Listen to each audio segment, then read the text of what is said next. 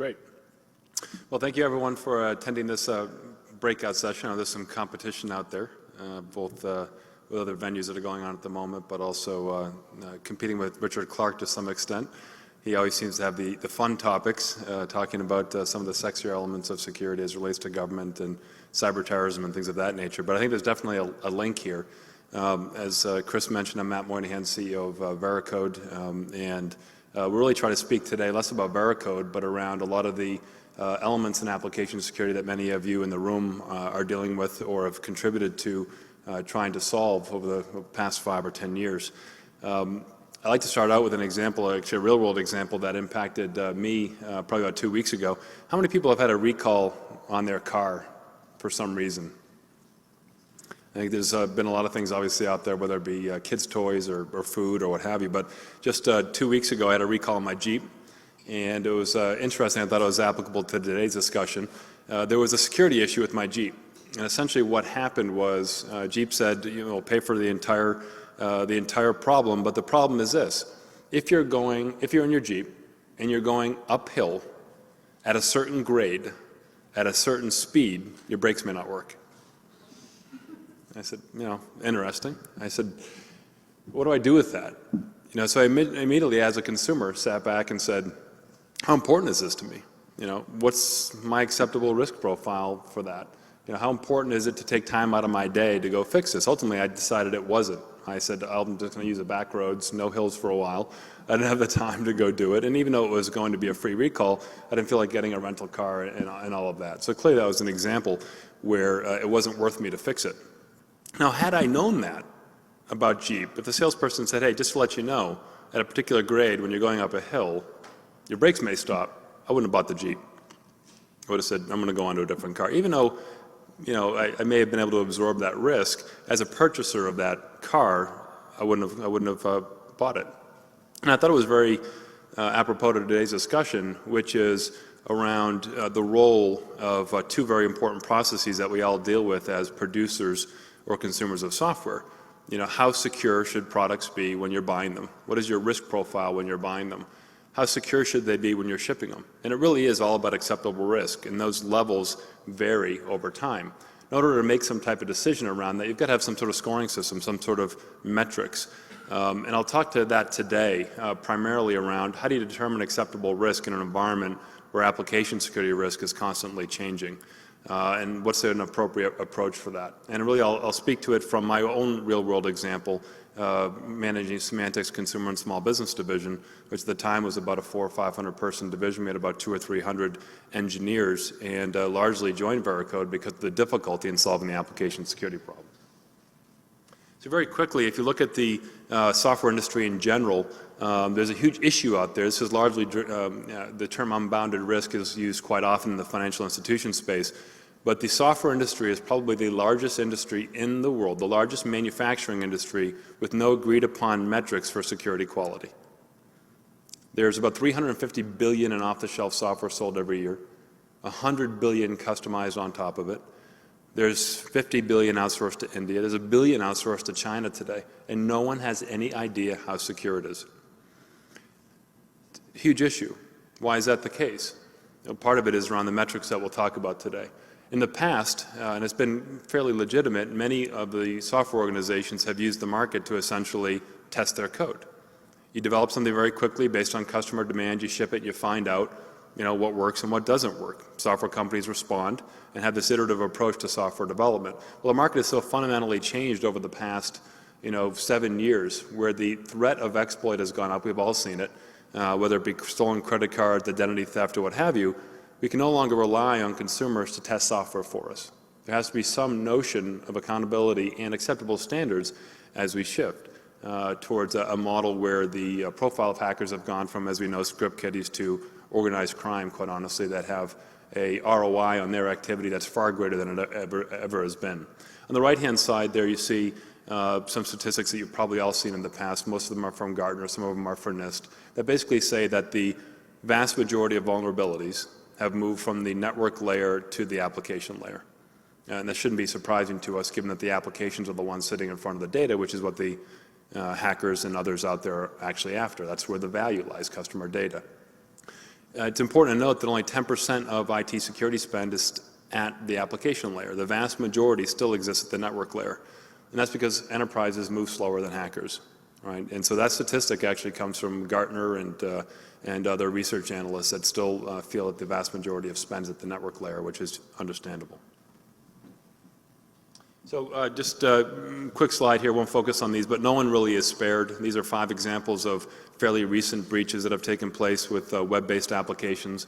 Anywhere that customer data lives, the attackers will go after it. There is money there, whether it's Barack Obama, Hillary Clinton's campaigns online that are reaching record highs as far as internet contributions, to the Colorado Rockies, to various auction houses, to eBay, et cetera. So really no one is spared. With this valuable data that's to be exploited, folks will go after it.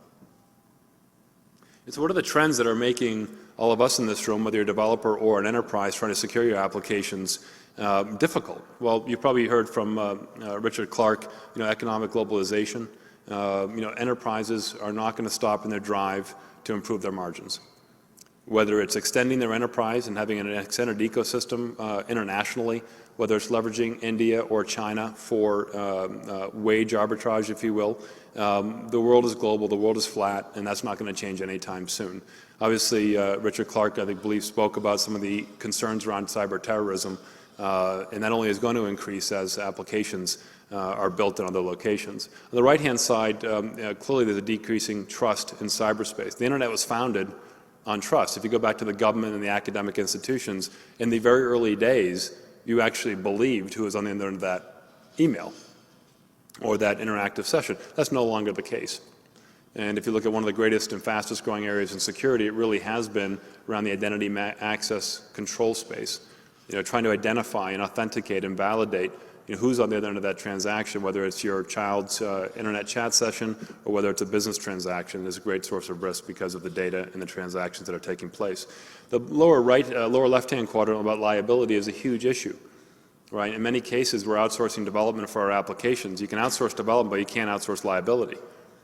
U.S.-based organizations are not going to be able to go after organizations in China or India and be subject to the same court of law. And so while our software development process is getting more fragmented, more distributed, the liability still is very much close to home. So there's an issue here for U.S.-based companies that exist just by the very nature of international and global software development. And on the right-hand side, it's clear that with government regulations, despite all this complexity, there's an ever-increasing need to be transparent. It's a complete opposite requirement, if you will. Trying to spread and distribute the software construction process, but at the same time trying to increase transparency are 2 very divergent requirements in the marketplace. This is a slightly modified slide from a government slide that I presented at the Software Assurance Forum last year, but you can really think about the software construction process or the software procurement process as being a distributed vulnerability supply chain. And really, if you step back, and even if I look back on my days at Symantec, and if I were to slice Norton Antivirus in half and get a profile view of that application, you would have seen 4 very distinct chunks of code. I was responsible for $2 billion in bookings, $2 billion in revenue for that organization, and I only wrote 25% of the code. And quite honestly, it was the least interesting portion of that application. I wrote the integration glue. I wrote the code that actually stitched a bunch of stuff together.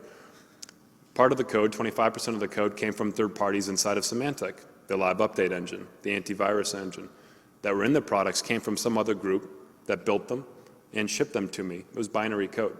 25% of my code came from India, where I actually set up an offshore development organization in Chennai, India, co-located with customer support, so that we could respond to customer issues very quickly. Made a hell of a lot of sense from a customer support standpoint, but my visibility decreased into that code as I pushed that offshore. 25% of my code came from third parties. If there was a feature that was important to my customers but didn't require my engineers to build it, I would license it. It's a common practice. I was shipped binaries and to integrate into Norton Antivirus. And then most enterprises probably have a 5th source, which is open source. Pulling down reusable components and bundling them into an application. So if you look at an application, there's multiple things going on in there. In most applications today, unless you're some of the largest software companies that have a very controlled application development process, you really probably are sourcing 50 to 60% of that application from other locations, whether it be other departments or third-party sources. And so I think the first step in trying to create some sort of model needs to look at all of these sources and types of the security risks that exist in your applications. It's not good enough just to look at your own source code, because it's almost as if Moody's trying to rate an organization. If Moody's were going to go into Coca-Cola or General Electric and try to give a bond rating, how could it do that if it only had the financial information associated with 2 out of the 5 operating divisions? I would encourage you all to think about the applications you're building or buying in a similar fashion. How can you truly get a good understanding of the risk in that application if you're only scanning or rating or reviewing the stuff that you have access to? It's a really important question, I think, when you think about the liability issues that are involved. And so this slide just breaks out, and we'll send this presentation around. This slide breaks out basically 2 types of risk. It's a very simplistic view of the world, but I think it's fairly telling that you have risk coming into your organization from third parties, whether you're purchasing application development services from a different geographic location, whether you're buying off-the-shelf software from well-known or not-so-known software vendors, whether you're pulling down open source, that code is containing risk, good or bad, that is coming into your organization when you take that step to go beyond your 4 walls. The other source of risk is internal risk, and that's a different type of risk where you may not have secure coding expertise.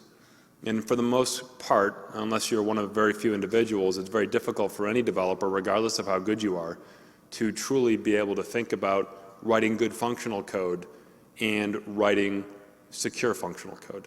It takes a very, very special and rare individual to be able to do both those things, think about the use case and the abuse case in the same environment.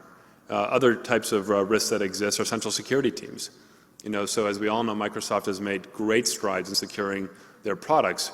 If you look at the amount of time and effort and resources they invested, it's quite significant. Most organizations, even if you were to go to a large financial institution on Wall Street, have some of the best and brightest security minds. Many of you may work there, but there's not enough of them. You can't scale across a globally distributed organization. So there's an element here of scarcity of security expertise for sure. Then there's malicious insiders that obviously contribute to a lot of that risk. I think we all know, particularly in this room and beyond, that anyone really can get a backdoor in an application and obfuscate the best of QA processes. It's fairly simple to do that.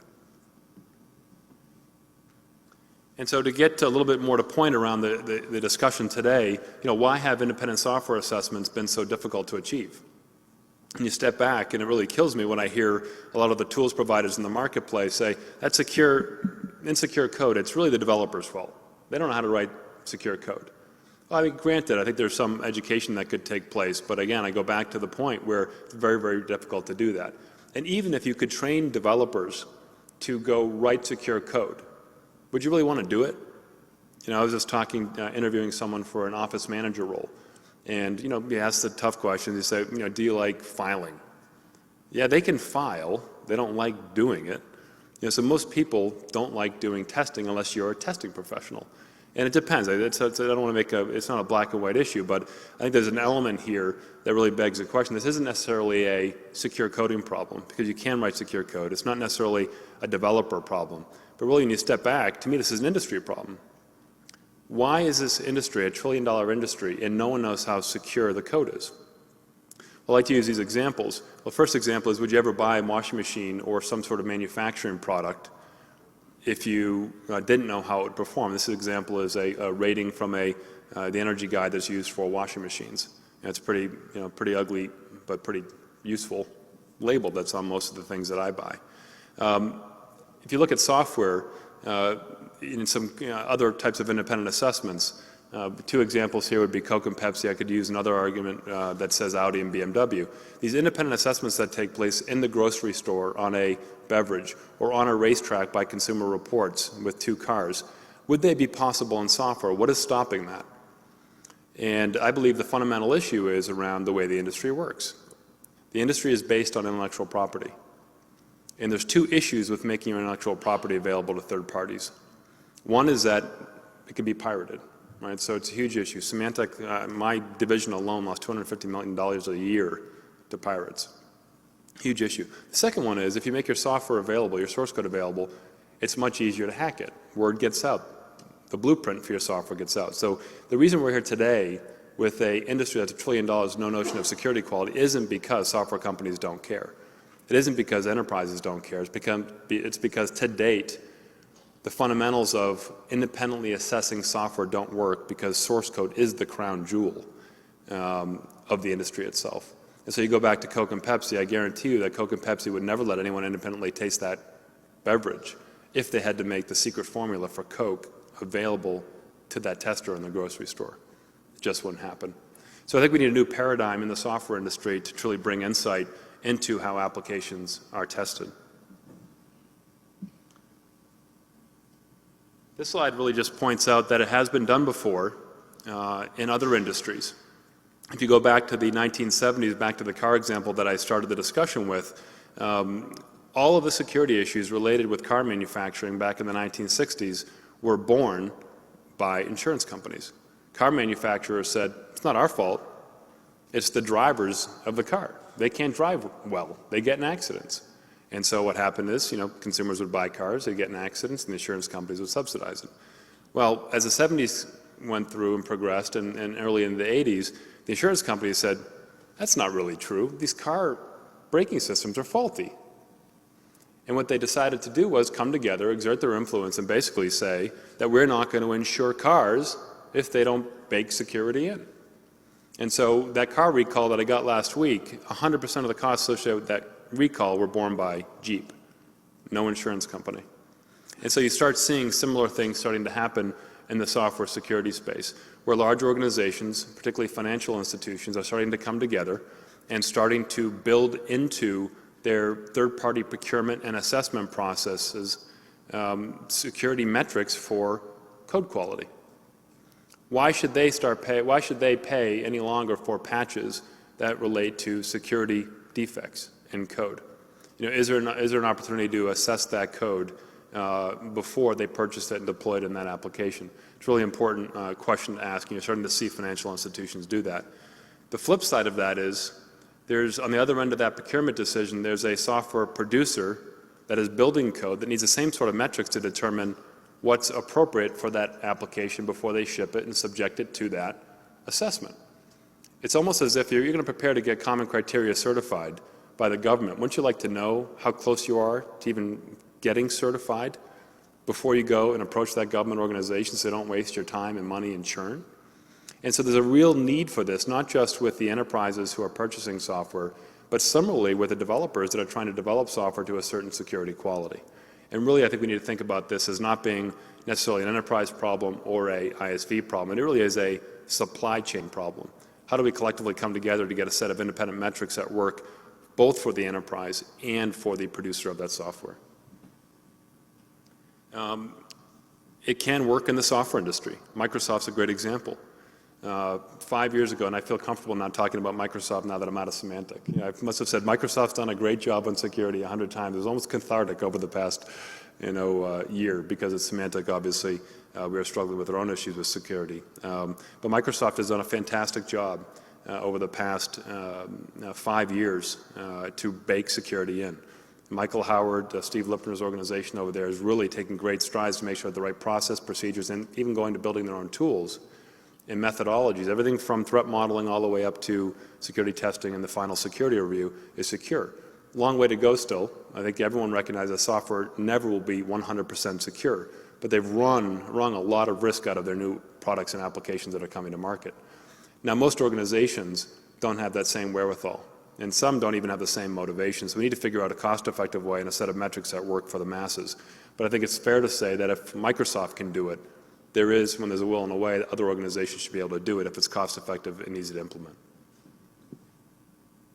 So before we get into the metrics discussion, just to sum up, why is it so difficult to even have metrics in the first place? One is that they don't exist in the security space. There is no agreed-upon set of metrics today.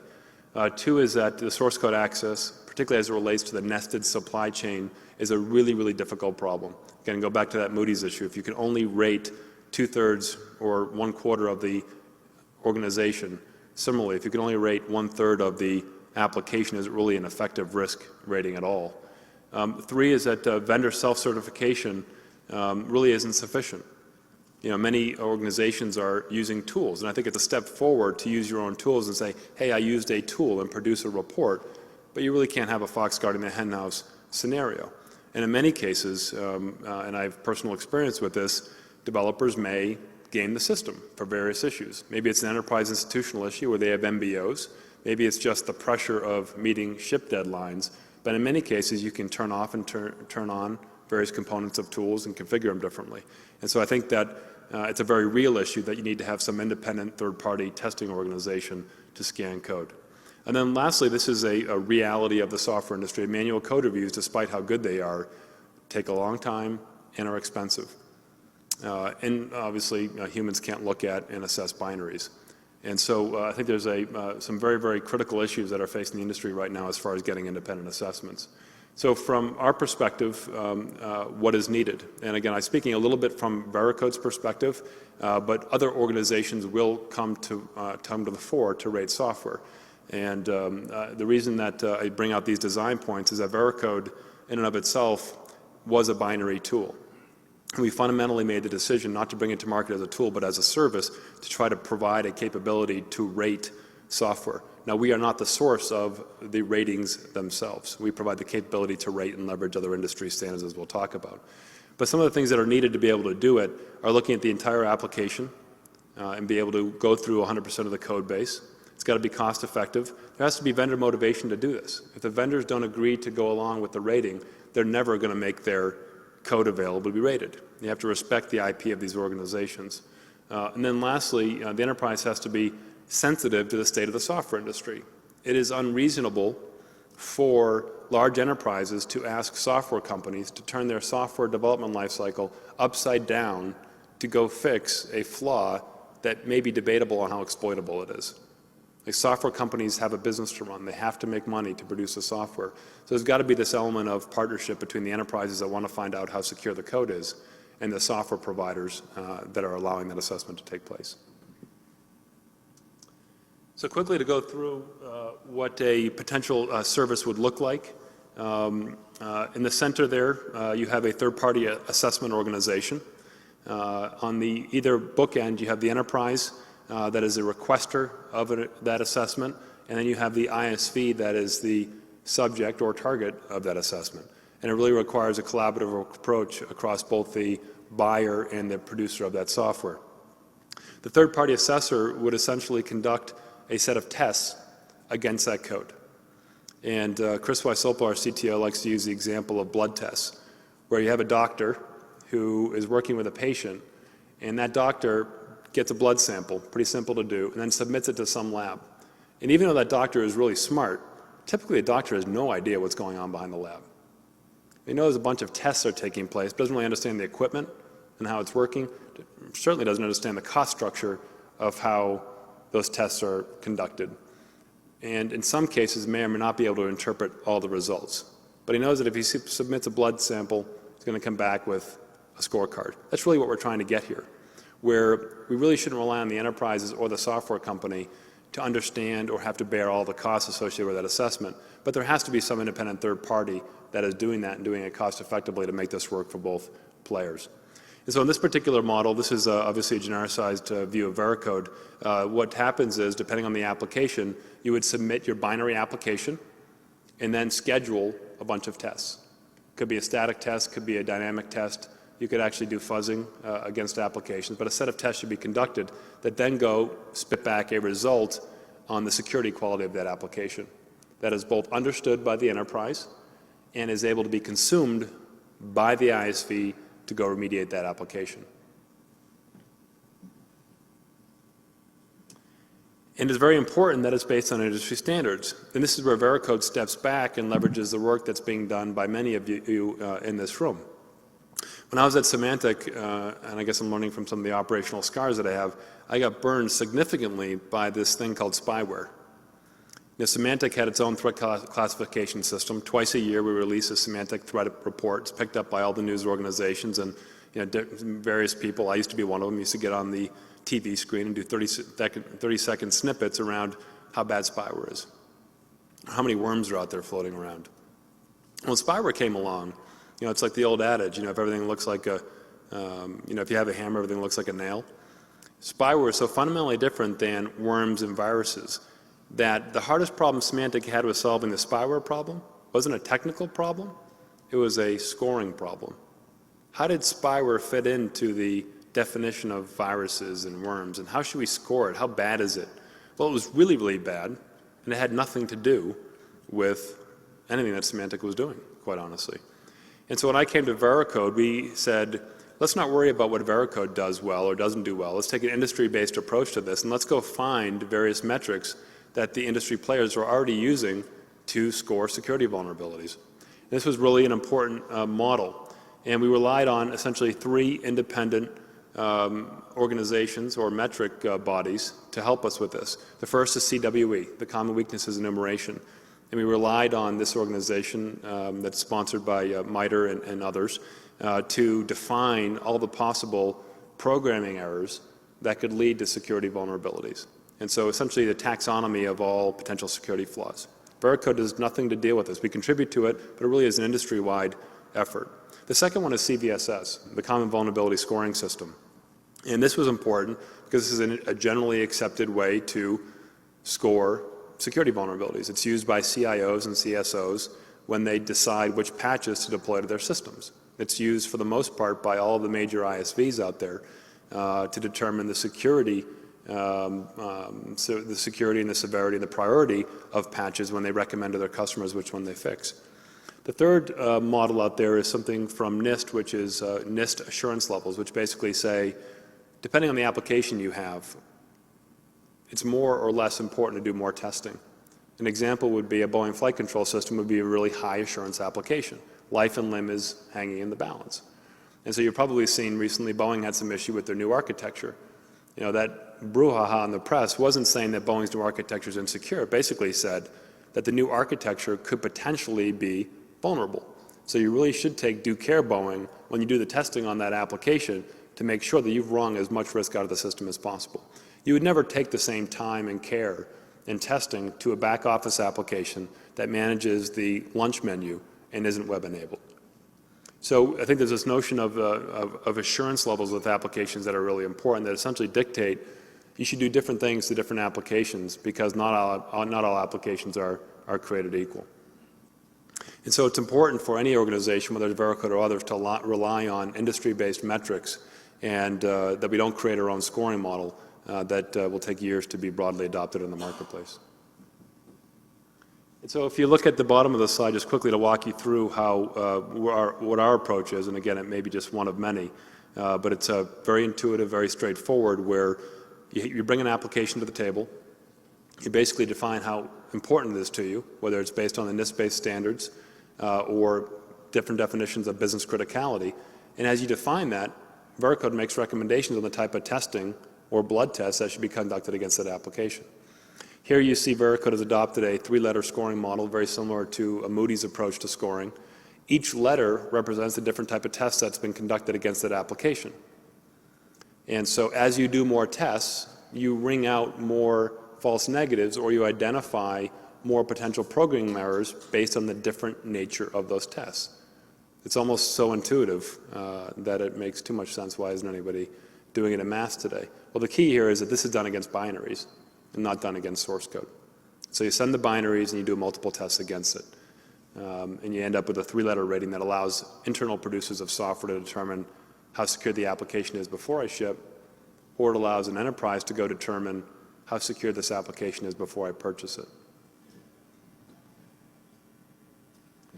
This is a little bit more detail that you can look at later around how the scoring model works. And I think the important concept here is that there has to be some sort of sliding scale for applications. You could purchase an off-the-shelf application that doesn't have a web front end on it and say let's say Goldman Sachs purchased it and said that's never going to be web enabled. The risk profile of that is different than Morgan Stanley, who purchases the same application and puts a web front end on it and exposes critical customer data. So the same code can be used in different contexts or deployed in different contexts. And so because of that, you need to have a somewhat flexible model on how you actually rate software. And what this is meant to depict here is that as you move from down the lower left-hand quadrant, very low, to very high, we should hold vendors and enterprises should hold their own development teams to a higher level of standard and care as it starts touching things like personally identifiable information, credit card information, back office systems that are transacting. And so you do need to have a higher level of security based on those applications than, again, you do on a lower level application.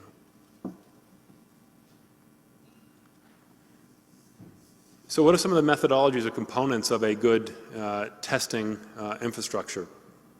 From our perspective, we really should run a battery of tests. If you look at the key categories of application security testing methodologies today, it runs from white box, obviously, where today largely discussed around source code tools. Humans obviously fall in this category as well, where you have good insight into the system and how it works, and you conduct testing in that regard. You have black box, which typically is also called dynamic analysis. You have folks like SPY and Watchfire and others in that category, where you don't have insight into how that application is working, and going and doing testing almost as if you were an attacker and trying to replicate attackers' behavior. Then you've got manual analysis. And so it's really important that you look at all of the programming flaws out there. There really is no silver bullet. Veracode will be the first one to tell you that. You need multiple testing techniques in the loop to do a really good job at high assurance applications. You may not need that for low assurance applications, but certainly for your business critical applications, you should be doing static testing. You should be doing dynamic testing if it has a web interface to it. And in many cases, again, if you're a Boeing 747 or a very critical online banking application, if you're a financial institution, you should have a human checking that as well. And so it's the interactive nature between these types of tests that allow you to wring out more and more risk the more you use or the more tests you deploy against that application.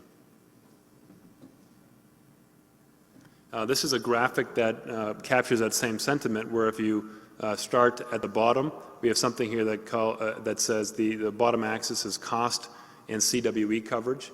This is a way that Veracode thinks about this, and essentially as you move from the left-hand side of this slide, and again this would be interesting for you to review, it's a lot of information to consume off a slide like this if you can't see it very well.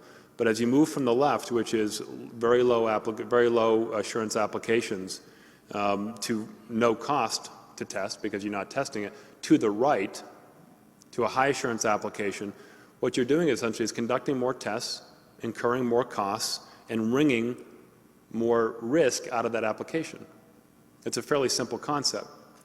And so as you go from the bottom stack the green and the blue bars there represent different types of tests. The first level of assurance may simply just ask questions. Are you using source code tools? The next level may be asking for their binary and doing a complete end-to-end analysis statically on that binary, which includes not just source code, but third-party libraries in that. The next level of test may say, I'm going to run a pen test against that in an automated fashion. The next one may be, I'm going to go hire a human to go conduct a pen test, to go make sure that it can go through all the programming flaws that could lead to security vulnerabilities in the business logic of that application. And the final test may be, if it really is Boeing 747, I would hope that they do manual code reviews against all their applications. And so this is just a framework for you to think about, whether you're developing code and testing code internally or purchasing code, what sort of tests should you hold either internal development teams or external suppliers accountable to make sure that have been conducted against that application. Some of the benefits of independent trust reviews are obviously third-party validation. You really can't self-certify. So if you're subject to PCI, Sarbanes-Oxley, HIPAA, obviously that's a very important element to it, is having some third-party test that for you. In many cases, there are organizations out there right now, the security boutiques do a lot of this work, Virtual Security, ISEC Partners, Leviathan, they're all doing this type of work for software companies and enterprises today. Reduced operational costs.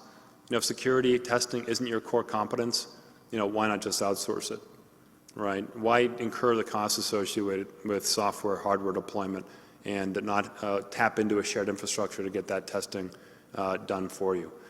In addition, hosted infrastructures like a Veracode have the ability to have much richer data sets and security intelligence because they're able to glean from all the applications they're looking at the latest and greatest security threats or coding constructs that may lead to a security threat. It's a very important concept. Then lastly, which I discussed, path to compliance. Again, if you are looking to get that checkbox for compliance purposes, having a third party look at that, whether it's a consultant or a service like Veracode, satisfies that requirement. So before we take some questions here, just quick conclusions on how to potentially start getting some sort of sense or arms or some framework in place to do application security testing. First step, obviously, is be pragmatic. You can't test everything. Pick those things that are important to you and make sure that you're applying the right techniques to them. Criticality of your applications is absolutely essential. You can't test everything. Start with the most important and work your way down. Leverage industry standards to make sure that you're able to truly, objectively look at code sourced internally and externally. You got to hold yourself or your vendors accountable to the same level of standards.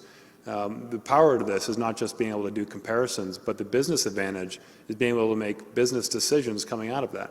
So for instance, if you know that your team is particularly good at writing Java applications versus C++, maybe you send some of that development work offshore. Or maybe you impact your hiring decisions and make sure you get more C++ capabilities internally. Maybe you're outsourcing all of your application development and you can tell whether Wipro or Cognizant or Infosys is doing a better job in one particular language over another. So the comparative benchmarking is really critical there. And to do that, I think leveraging CWE and Cbss and others for those metrics is really critical. Understand the source of risk and make sure that you truly understand this is not just about source code analysis, but looking at the entire application in its entirety and where the weak links could be between the tiers in an N-tier application, for example. And then 4, work with the extended supply chain to make sure that they are able to produce visible proof to you as a purchasing entity that the due care has been taken on those applications. There's no reason for enterprises to absorb security risk, unreasonable security risk from third parties. I think it's really critical that we recognize that the ISV community, particularly some of the larger software providers, are doing everything they can to improve their products, and there is visible proof that that in fact has taken place. As it relates to organizations that don't have the same means, it's important for us to keep in mind that we need to be a pragmatic way to ask them for visible proof that the proper testing has been done against that code, but at the same time make sure that the enterprise ask is consistent with helping that organization make money, because you're never going to have a perfectly secure application. With that, I'd love to open it up for questions on any aspect of whether it's the independent assessments or sort of the application security testing space. We do have a mic, so if you have a question, let us know. Any questions? Hi. The framework that you propose obviously makes a lot of sense from an enterprise perspective, and I understand it's your business. But looking at this from a more satirical perspective and focusing on point number 4, what industry pressure is there, real, to get the vendors and hosted service providers to come to the table with fully independently tested applications?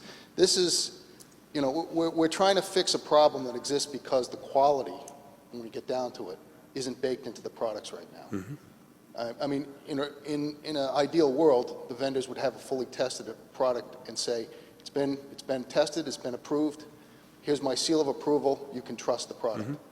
So we don't have to incur the cost of the time to go forward to, or the risk, going forward with new applications.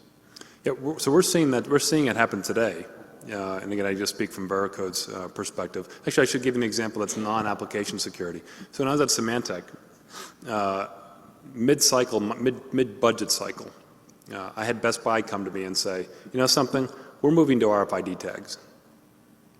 And I said, oh, great, we'll do it our next budget cycle, we'll budget for that, and we'll go and comply with that. They said, no, we're going now. I said, what do you mean now? It's going to cost you $2 million, and you have to do it, or else we're taking your product off the shelf. So I found $2 million to do it, right? Too much of my business went through Best Buy. We're seeing that in this particular space, where largely because the source code issue has been taken off the table with new innovations like a Vericode, where all it takes is a large enterprise to say to that vendor, we're not going to purchase your product if you don't get independently tested. I've seen it happen in our engagement with the enterprises. What enterprises need to do, and to keep in mind, is that it's got to be reasonable. It's got to pass the giggle test.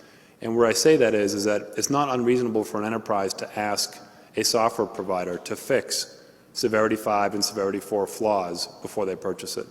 When it comes to severity 3s and 2s, and there may be some debate around, is it exploitable? Because severity really isn't that interesting. It's really around how exploitable is the flaw.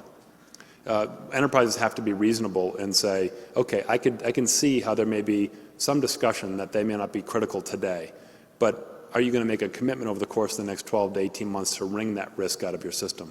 And I think in order to do that, suppliers like Veracode and others, quite honestly, have to make it very easy and cost-effective to comply with an enterprise request. Well, my experience, and I do a lot of due diligence work right now when we're looking particularly at hosted service providers and software. It's the exception rather than the rule. I mean, I always ask, have you been pen tested? And can you show me the results? And they may come back and say, well, we've had some of our clients, some of our customers have pen tested, but we can't share that with you. You know, okay, well, I can pen test it and I can put that into the contract and then it can be part of the procurement process, but why should I have to, I guess is my point. Shouldn't the vendor come to the table if it's dealing with confidential and sensitive information? I mean, shouldn't they be coming to the table with something that says, yes, you know, I got a SAS 70 over here, but I also have an independently tested seal of approval that says you can trust my service. Yeah, no, I think you're 100% right. You know, so if you think about it, if you look at Microsoft and the strides that they've taken to improve their products, the market really reached a crescendo, right? Where, you know, large enterprises and consumers in this thing called Linux and Apple were out there, where Microsoft said, listen, our business is around providing secure code to our customers. We have to do something. So they did it. If you see a Home Depot or a Boeing stand up and essentially say, we're going to rate software before it enters our ecosystem, that is a type of ripple effect that I think will jumpstart this type of industry. Right? Because outside of the Microsofts, the Oracles, the SAPs, the top 10 software companies that are investing the resources to do this, the vast majority of, you know, software company number 15 down to 500, you know, will not do it. A, because either they can't afford it or it's not their core competence, unless the purchase of those software require it. So I think that it hasn't happened to date because it's been unreasonable to ask software companies for source code, although it happens on a spotty basis. But the cost of breaches are so high that you will see, I predict in the next 12 months, major organizations standing up and standardizing on services like Veracode to scan third-party code coming in. Once it happens, then it's just a matter of time, because then it becomes a marketing exercise, and you're going to have to compare products. And I do think that there's a role for underwriter labs types of capabilities if the right industries come together and require it from the software providers. But again, the software providers need an easy way to do it. The answer can't be, okay, I need to go buy a tool, go through a 6-month procurement process, implement it, and then still go get a third party to come in and assess it. It's too onerous.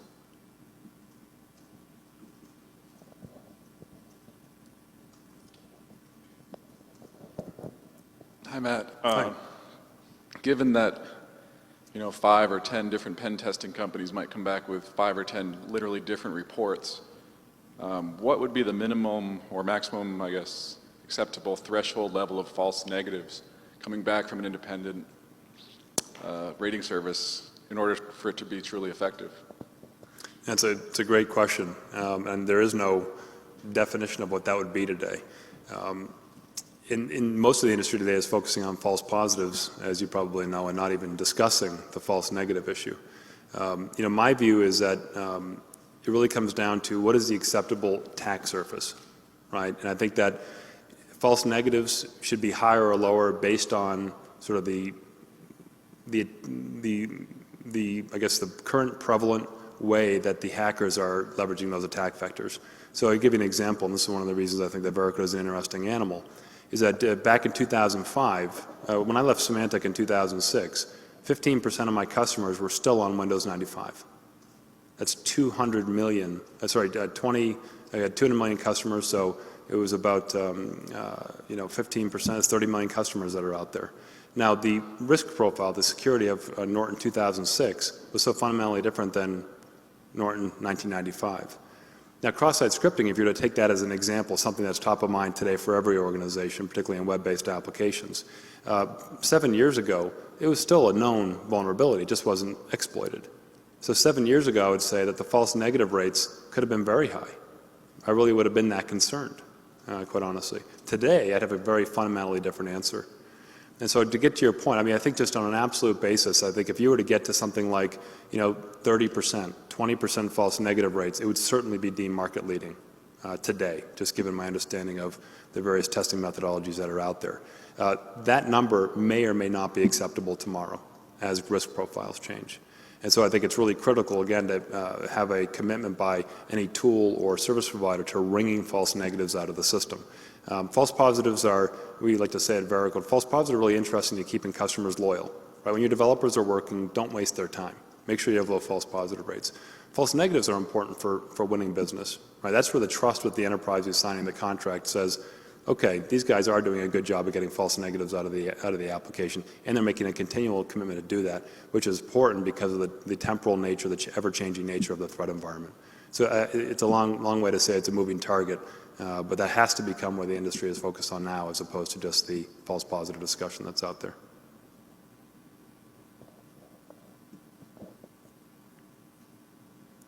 Okay, if there's any other questions, I'd be happy to answer them later on. Thanks very much for attending.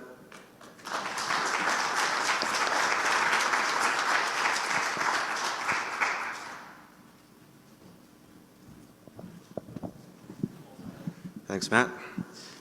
Very quickly, before you leave the room, if you're going to a different talk, please pick up a feedback form over by the water cooler over there. It's going to be very important for us, especially as a first-year conference, to get good feedback on our speakers and how we're doing. You don't have to fill it out right away, but please fill it in while your memory is still fresh. There's a box out at the registration desk to collect all the forms.